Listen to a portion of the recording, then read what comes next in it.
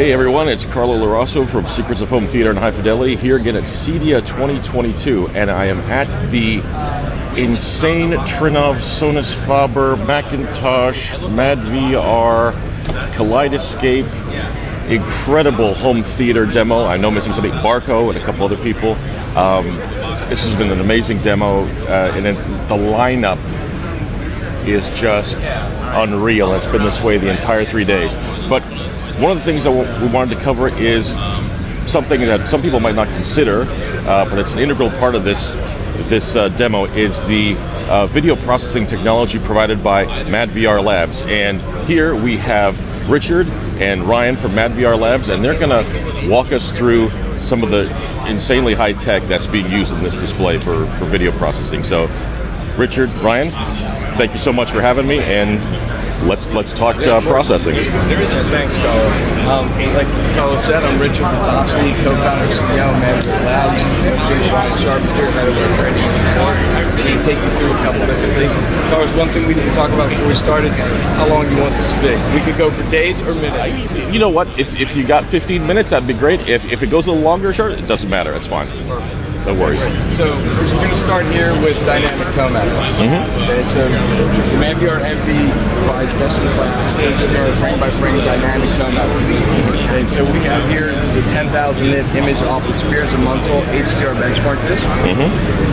And so right now the MV is doing the tone mapping, and see this little remote I have here in my hand? That's a fine little remote indeed. When I press this green button, it turns off our tone mapping and lets the TV do its tone mapping. All right. Okay. Here we go. Okay, now this is very common to see, and everything that we're showing there, you can reproduce at home. So if you get the Spears and Munsell HDR benchmark disc, it's off of Amazon, it's very easy to get. Put it on with your projector and your TV with HDR, and you're going to get something that looks like this, or it might even be more of a whiteout. So for the layman like me, this is the TV's tone mapping going on right now. Just clarifying. A lot of HDR is 10,000 nits, so this is pretty extreme. Good. Golly. Knows exactly how to handle it when I switch back. Man, that's the envy on. Look at that. All the background detail is just... all the detail pops out. Now, we're going to shift gears because the next couple scenes are good to show a highlight recovery, recovery. And so we'll come back and do another example of HDR once we leave this clip. Okay? So I'm going to go ahead and move forward here. The next scene. Okay, this is our contrast recovery. I'm not sure how well this will be picked up in the camera.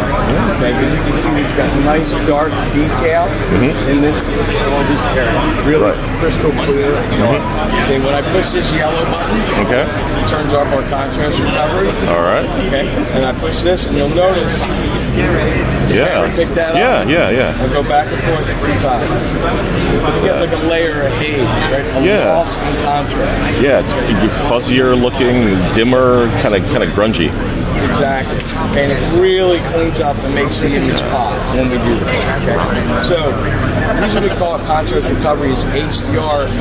The idea behind it, of course, is to have a high dynamic range and high contrast. But tone mapping algorithms, if they're not done correctly, can wind up causing damage to the content. So what we do is we call it contrast recovery, because our algorithm makes sure that we're ensuring to deliver the ultimate, not the too technical, but PQ curve for every scene. We do that by analyzing every pixel in every frame in real time. Okay. Wow. So I'm going to go through here, and I'm going to shift over to show you one more scene while we're at it. Contrast recovery again. Right now, it's on. I push it. We're off. Oh, and wow. You can see, particularly in this area, and this area, as I go back and forth. It's like a light mist came in through the picture or whatever. It's almost like you want to take a cloth and clean the lens. It's really important to also note that we're not disabling tone mapping. These are just layers that are changing or working on top of it to modify how tone mapping is working to assist in preventing the loss of data due to compression. Wow. That's very good. I mean, this must take like an insane amount of graphics processing power and. Yeah, the GPU that's in this unit. Some people say, well, can you make it like a little small, like a little set-top box? Nah. Well, the GPU in there that's over a foot long, about 3 inches thick, and almost 5 inches tall, weighs 6 pounds. Yeah. Okay, so pretty much the entire height of the unit is the graphics card. So that gives us an insane amount of GPU power. Okay. So I'm just going to move ahead here, and I'm going to show you now our highlight recovery. Sure. Oh, pretty. And then I'll turn it over to Ryan to explain it. Okay. You can see all this detail in the splash.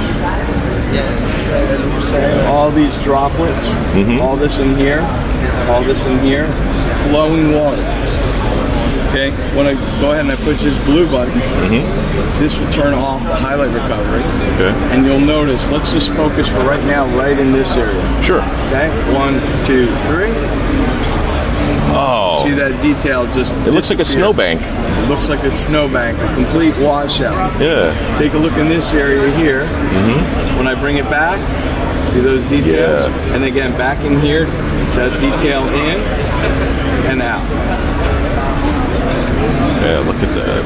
Now, I think this part is really interesting too, because this looks like flowing water. Right. Okay? Without it, it's just mush. Yeah. It's like fluff. Right, and we call this highlight recovery because we restore highlight damage to bright areas in HDR. Right. And if you notice, if I go back and forth, you won't see any changes in other parts of the image. It's just where the highlights are. Because some people say that's an amazing sharpening filter. Right. But we're not actually sharpening anything. Now, as again, like a layman, is this kind of akin almost to like, in photography when you're working like with like raw files and you're doing some correction on the high end raw files? Not necessarily that we're applying correction, we're applying a prevention. So the data was always there. Right. We're stopping it from being lost. You're just more akin to what's happening, right? Gotcha. So people think we're doing all kinds of processing and changing the image, but what's actually happening is more of a preservation of material. It's stopping that from being lost and destroyed due to tone mapping. Gotcha. Understood. So in this particular case, what's happening is you have what's called, we like to refer to as high frequency. So you've got a bunch of colors and fine detail that reside very close to one another. When you compress an image, right, you're coming down to from say 4,000 nits down to what your display is capable of, and that's not what this display is capable of, like 40 nits. Okay, so when you compress, you bring things down, you lose that light range that is needed to represent those colors, and things end up blending together and blurring together. Gotcha. Exactly what you saw. So what's happening here with highlight recovery is NV is preventing that stuff from being tone mapped or compressed away due to how highlight recovery is operating, and it allows you to see much more detail. Right? So again, people have this conception that we're applying sharpening or doing all this over-the-top processing. Stuff to it, and you're not adding anything with highlight contrast recovery. We're preventing. So kind of taking away. It's always there. Right. We're just allowing you to see it. Thank you for that explanation. That kind of makes things a little easier to follow. Appreciate that. Thank you. Yep, no problem. So let's move over here now. We're going to talk about another scene in HDR tone mapping. Right. Okay. So this is the NV that's doing the tone mapping. Okay. And you can notice these fine details. Hopefully the camera picks it up. Yeah. In the green. Here in the saturation, it's very bright. Right. Okay. If I go ahead and I turn off our tone mapping, think back to the same thing with the horses. You can already imagine what's probably going to happen. There we go. I'm going to press the green button now. Oh, look at that. Now, some people have said, hey, that's unbelievable. The TV settings really set how it is. Right. Or we're trying to set up an example that really amplifies what's not really happening.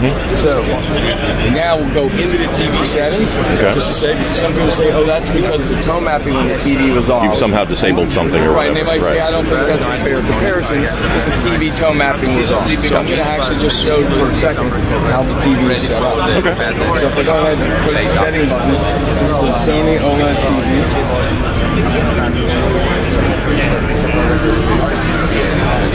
So the idea is you can press Okay, I'm going to go into the picture adjustment. Right. You notice up here, it is an HDR. Yep. Okay, and if I come down here to video signal, here's a possible HDR mode. Okay, it's on auto. When I go to HDR 10, you'll notice the image does not change. Okay, because that's what it is in HDR 10. Now, if I change it to the next option over here, HLG, now it gets even worse. Right. And if I change it to off, like some people say, hey, the question is tone mapping off, that's what it looks like with the tone mapping off. Oh my god. Okay, now, I'm not sure if the camera's picking up exactly. It's definitely picking up shifts and everything, so I mean, as good as it can, yeah. Right. So the key point is just to note, this is what it is off, this is what it is confirmed with the TV on, with HDR on, and this is what it is with the NVDA. Wow. And so I'll show you a couple other things as we move through here, because there's some great scenes. Like right in here, okay, you see all the detail in the face. I turn it off. So there's plenty more details in this film and others. Now, granted, this is age of scene. The key point is that envy, no matter how difficult the scene is, how easy the scene is, how dark it is, a bright scene in the dark movie, dark scene in a bright movie, envy will always get the tone mapping correct. Okay, so you enter the peak brightness of your display, your projector, and the envy, and then from there it knows how to do everything. It does its thing. Right, exactly. Okay, so let's keep moving. Sure. Now we're going to cover our aspect ratio control. Gotcha, yeah. Aspect ratio control is really cool. So now one thing to note is that we have this TV configured with the envy to be a 240 screen. Okay. Sorry, 235. Right. So it thinks, so these black bars that you're seeing, don't think of them as black bars. This is a 235 screen. Okay. This is how it would be. Think of this as just masking. Gotcha. Okay. So this is your masking. We're going to go into Interstellar that has what we're going to do 16:9 and 240 contrast. Okay, sounds good. Because we would normally stage it. No, we need to have the boxes. So when you take it out, you put it in why is this important, right? So normally you have to use lens zoom. While we were building up lens memory. Right. Okay, if you have a scope screen, you put on a scope movie, you got to wait for the projector to zoom out when you watch the scope. And then let's say you go back to the Apple TV menu, which is at 16:9. Okay, as soon as you go back to the Apple TV menu, and you guys with scope screens know this, you wind up with the image on the ceiling and down towards the living room. It's off screen. So you have to zoom back down to see the whole menu. Then you have to zoom, take your movie with the scope, you zoom back out, you realize, oh, we don't want to watch this. Back to the Apple TV menu, you keep going through the remote, or you have to try to automate the control, so it gets very messy. So we clean that off by providing constant image quality. What that means is that the image will always fit the screen from top to bottom, and then the aspect ratio will be managed automatically by it. So in this case, let's take a look at what we got here. This is what appears to be the scope image of 235 images. Okay, yep. Yeah, this is scope image. Now, check this out. This is actually also using our nonlinear stretch. Okay. So a nonlinear stretch fills the screen when there would be black bars. We can fit any aspect ratio content to any aspect ratio screen, including for 16:9 screen movies, to be able to get rid of some or all the black bars above and below when they're watching the scope movie. Okay. So I'm going to go ahead and go into the menu, and I'm actually going to turn off the nonlinear stretch. Okay. That's what the actual content is the record. Wow. With the record. So you would have never known that was not native scope. To take that a step further, all of that Spears and Munson material we just watched was native 16:9. But if we never told you that, you would have thought that was native 235. But NLS was running, covering the entire screen. So without NLS, all of those Spears and Munson demos would have had black bars left and right. That was running behind the scenes without anybody actually knowing. You guys no. The way that we do the NLS is different than what's been done before. We actually have patent models. We provide vertical compression along with horizontal expansion. So when you think of at the expansion. Think of it like a sponge. Right. If you took a sponge and squeezed it in the middle, compressed it, what happens to the ends? They go out. Right. So the ends are going out, then we top it off with some additional stretch. And this allows us to share that geometric distortion across both axes. Okay. And so that's why it looks so natural. NLS has been around for a long time. We didn't invent it. We just improved on it in ways that are really unique to take advantage of our GPU processing power. Oh, yeah.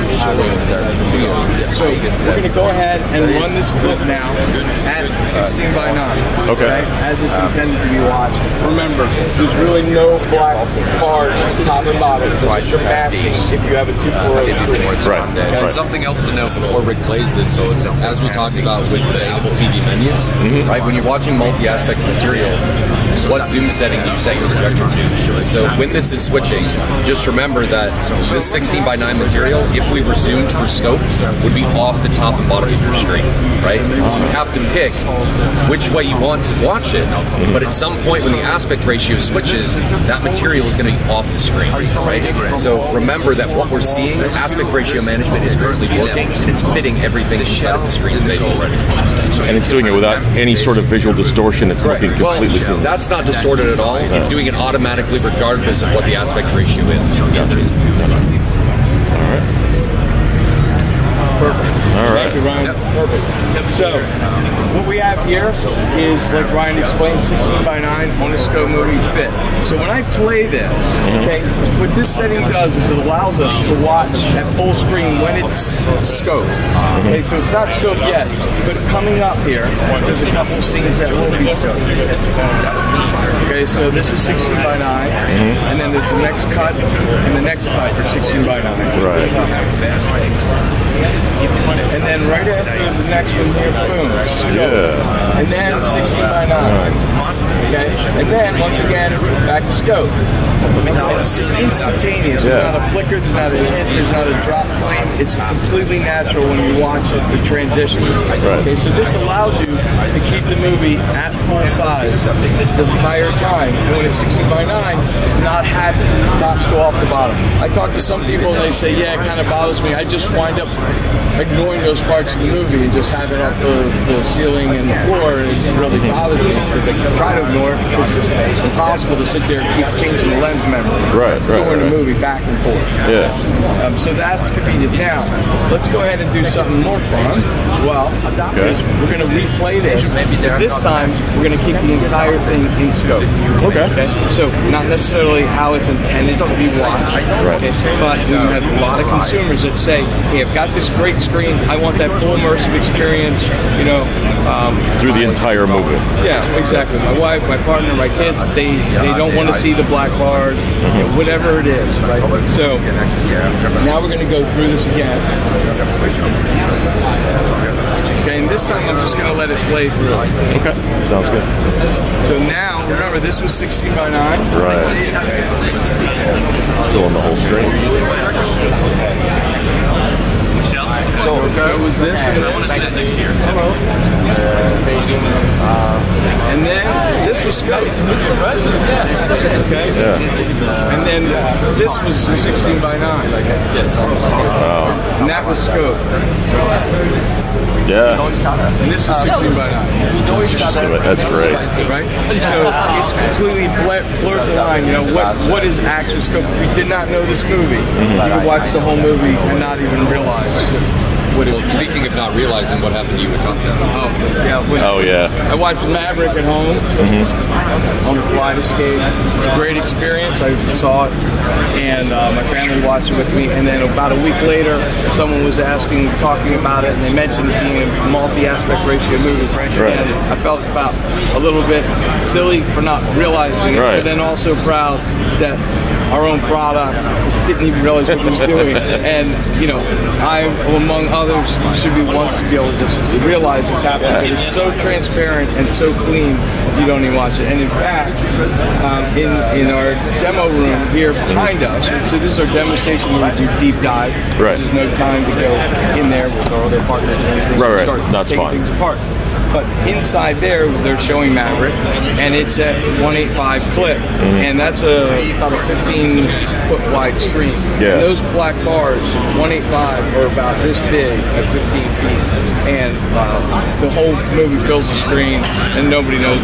We ask people sometimes when they're going in, hey, see if you can figure out what's so special about Maverick, right. And they come out. And yeah, you did that with me the first day, and when I went there, this was the first demo I did, and I had no idea, and I came out and it's like, I don't know what you guys are talking about. And then showed me, and it's like, what the heck? So, yeah, it's I couldn't get over on how on a screen that size it would fill the screen, and it didn't. I mean, you've seen stretching on like old TVs and stuff. You can tell something stretches and it looks weird. Right. It's seamless, completely seamless, and that was just like, wow. It takes that level of immersion to a whole nother. I mean, when you think about it, you know, when that scope movie, when a movie comes on at 185 and you've been watching stuff live, your first reaction, I don't know about you, Ryan, I've always like, my shoulders droop a little bit, oh, it's one of those. Right? Now, that being said, there are times where personally I don't stretch, even though I like to stretch. Like if it's in the movie for storytelling purposes. Right, right. So, for example, Everything Everywhere All at Once, that movie actually uses 4 aspect ratios. Okay, 4:3, 16:9, 1:8:5, and 2:3:9. Okay, so when I watched that, I kept it off. Different parts of the story and what's going on are kind of shown. It was integral to the the story. However, the auto aspect ratio control is still key because that allowed me to keep the movie at full size when it was at full size, and then Envy just whatever the aspect ratio changed to, just instantly changed. It's a great experience. Gotcha. Now, we'll talk for a minute about subtitles. Okay? Because subtitles are really confusing, and they get aggravating for people, especially with scope screens. So I'll just show you here. Sure. In a nutshell, this is what happens. Okay, your scope movie on a scope screen with subtitles. Right. Normally we talk a lot about lens zoom, so you would be zooming out to fill this, and so that all the edges fill. Well, then what happens to your subtitles? They move with the picture down, down, down. The picture's nicely fit, but now your subtitles are down on the masking and on the wall.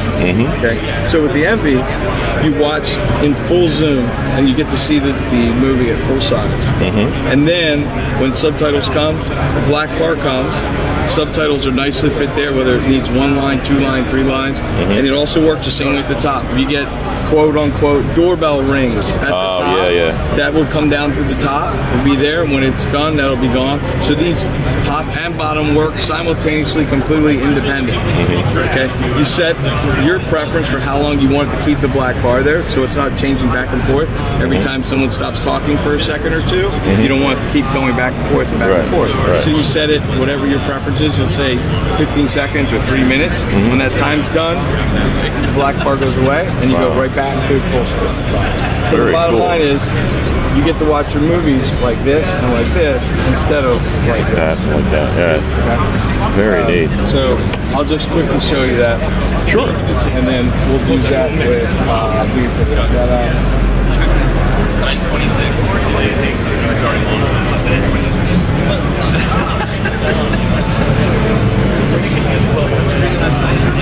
So here I'm just going to go ahead and I'm going to tell it that I want it to work with my subtitles, and I'm going to set my stickiness to 5 seconds. That means it will hold the baseline for 5 seconds until it brings it back to full size. So I'm just going to put my hand here just so that you kind of have a frame of reference. Okay, this is where you're masking. Gotcha. Okay? So here's your masking. And then the subtitles come when he starts talking. And now our black bar is up here. Oh, okay. We've got our subtitles nicely fit. Nice. Okay?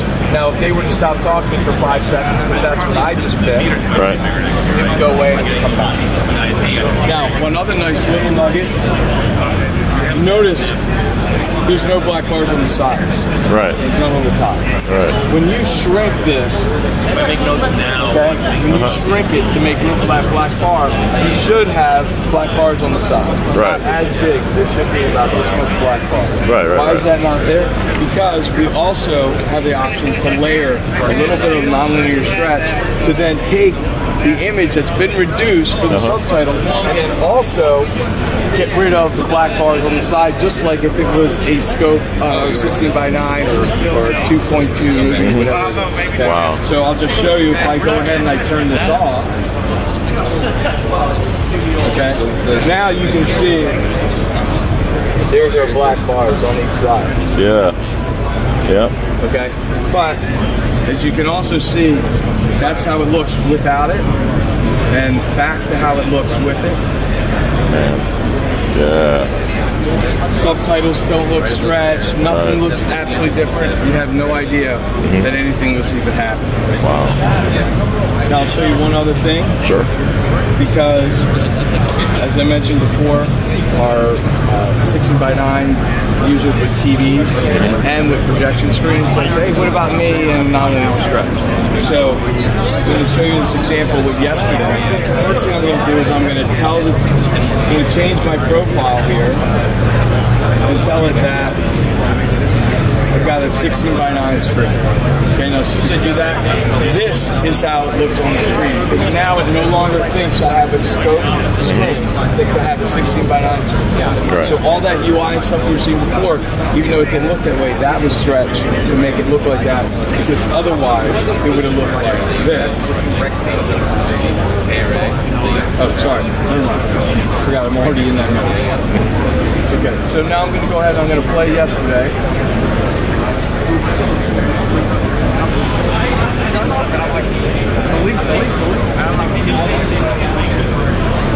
Okay, and I'm going to pause it here in a moment.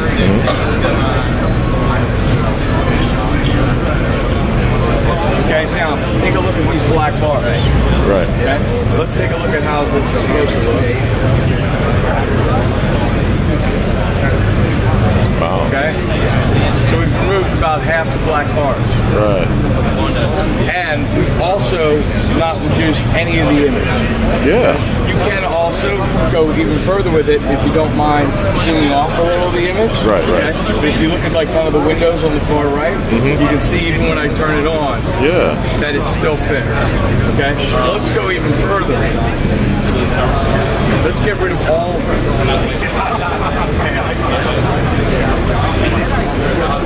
Wow, yeah. Okay?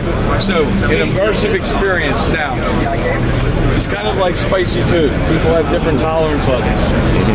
So, there's some people that might start to feel that they can see some stretch, and then they don't want to get rid of all the black bars. So they get rid of, let's say, half of them on the top and bottom. Still create an immersive experience. Because remember, if you have a 12 or 15-foot screen, those black bars are big. I mean, here we're looking at a few inches because we're on a 65-inch OLED. But, you know, you're talking about this much, and being able to get back 50, 60, 70% of your image creates a much more immersive experience. Absolutely, yeah. So, if you want to stretch the whole, there's some people that say, yeah, you know what, I do notice a little bit when it's stretched like this, but I'd rather still notice it once in a while and not have any black bars. It just depends. Depends on the person. And there's other people that say, I always want to watch in the native aspect. So these are tools that are available for however you prefer to watch. Okay, so I'm going to go in here and I'm going to switch it back to half, and I'll show you here. We're going to make it just a little bit more aggressive. So this is what I would do here. Okay, make it a little bit more aggressive by adding a little bit of crop.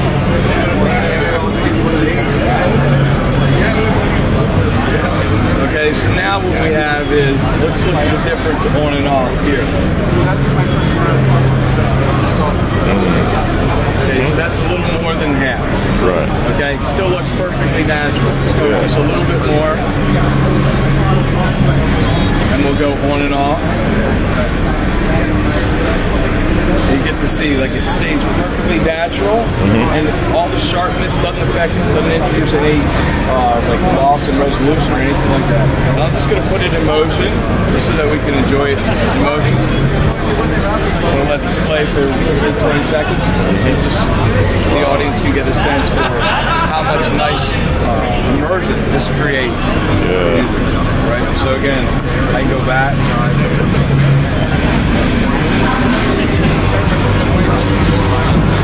And I can go back and forth a few times, right?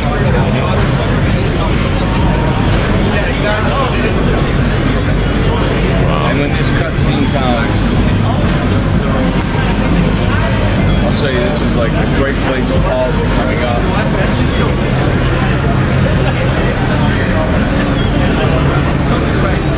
Look at that. Wow. There's literally thousands of people going in and out of here. Anybody that's walked by and seen this had no idea this was not, this was actually being stretched. Wow. Okay? So I'd have to ask you, how would you want to watch this over your TV in your living room or your 16:9 screen in your theater? Like this, right? Or like this? Right, so once you see it, that looks great. That's just so much more immersion. So there's other things we do. We want to keep it tight and short for you guys. There's other things the Envy does. Geometry control, so you can fit any, you can fit curved screens, you can fix A-lens, barrel distortion. If there's any off-axis issues, like projector's not square to the wall, the screen's not square to the wall, you have a weird corner, you can dial all that in. You can also mount the projector off-axis. So that's really helpful. And there's been cases too where the Envy's been used because something changed in the project and the throw distance was no longer valid for that projector. So they needed the projector to be a little bit further back, but they ran out of room and they couldn't get the image any smaller. You can just use the Envy to just use our downscaling and just make it fit perfectly. So it's like another example, you can utilize something like my screen at home in my showroom. I couldn't get to fit my screen without going from a zoom to a full panel or 4096 by 2160. But if I did it without the Envy, I would have lost part of the image off the sides of the screen. So I'm able to use Envy screen boundaries in order to restrict that onto the screen and not lose any of that material. So it's just tremendously flexible in a bunch of different ways that allow and empower the user to drive and create an experience that works for them instead of being shoved into something and said, this is how you're going to watch it. Now they're in the driver's seat and creating it how they want to watch it. That's a really good point, Ryan, because the situation can be messy without the right tools for the dealer and the consumer. In this case, an Envy can really simplify the installation, add installation flexibility, versatility, and improve the usability greatly. Like, there's no more fumbling around in the couch with the remote because you need to push the lens memory button because the aspect ratio changes. Like, that's just like one perfect example. And so by being able to do that, delight the customer, dealer's happy, everyone's happy, and it's a win all the way around. And as you can see, in addition to all these image relation things, there's also the picture quality, dynamic tone mapping, and all that brings things to a whole other level. I mean, just as someone who's not like just an average Joe, I mean, it looks amazing. Well, it's like, as we like to say, once you see it, you can't unsee it. Right? So you've seen it now. So now it's about going home, comparing it to what you've seen here, and thinking, and probably never being satisfied again. Exactly. Well, a couple of questions I still have. So, can this be used? Obviously, it can be used with panels and projector displays. Is there any limitation to the kind of panel? Could it be used with a 1080p panel? Is there any benefit to using a 1080p panel? That's a great question. For those of us Neanderthals who still have 1080p panels? No, absolutely. So the Envy will advertise itself as 4K to all your sources. So your Apple TV, your Litofsky, or whatever you're using will know, okay, oh, this is a 4K display, even though it's 1080p. And it'll send 4K, Atmos, whatever it is, to the Envy. The Envy knows your display is not 4K, it's 1080p. It will use our AI downscaling to fit it to the image and give you a more pristine image. So rather than the source device doing the downscaling, which would happen now, we like to think that our algorithm that's dedicated to this type of thing can produce a better result So sharper, clearer, more detailed 1080p image from a 4K source. And then on top of that, I think the other thing to remember is that we have kind of two main algorithms for downscaling. And we can take sometimes 1080p material is created from a 4K source. They downscale it. Right. You know, so we can do downscaling, we can do upscaling to 4K, 5K, 8K. And so not only that, but in addition to giving you higher quality 1080p image, we also give you HDR. So you can have 1080p HDR on an older display that's just 1080p without any HDR. And you'd still see the benefits of the HDR. As long as the display supports an expanded color space, the display, regardless if it's an HDR capable display or not, thinks it's receiving SDR material. Right. So it's the same thing for a 1080p display. As long as it supports an expanded color space, you're still going to get the benefits of having an HDR display because NV's doing all of the tone mapping and processing for you. TV or display still thinks it's an SDR, but you're actually viewing high dynamic range content. And in the case where if it doesn't happen to have that wide color guidance support, you can still get HDR at 1080p FBT 709, which is the regular standard color. Right. Okay, interesting. Thank you very much. Yeah. Any other questions? Yeah, I was going to say next is, so it's 4K is where the sort of is right now. What about when 8K comes along with all these people? It already does 8K. It already does 8K. On the output side, HDMI 2.1, HDCP 2.3, upscaling from not just 1080p, but you can upscale 4K to 5K. You can upscale 4K to 8K. Okay, great. I'll take a dozen. And then I guess the other question is, what is the MSRP on the end? This is $13,500. Is it strictly a dealer install, like a custom install thing, like through a dealer, or is it simple enough for an end user to install? It is simple enough for an end user to install. We do like to have the dealer involved, so the customer has that ultimate experience in case they run into any questions. So they can check with their local dealer. They can go to www.madvrnb.com and they can find a local dealer. They'll be happy to assist you with purchasing. Very cool, very cool. Richard, Ryan, thank you guys so much for your time. This has been a deep dive into this. This has been really, really impressive. Absolutely. Thank you for your time. Thanks so much. Have a great rest of the show. It's almost over. Go to www.madvrnb.com. You'll find resources for the NV, including articles, documentation, all sorts of how-tos, and further demonstrations. There's a section on the website that says where to buy. You click that, and you'll get connected with an authorized NV dealer. We'll be more than happy to help answer your questions.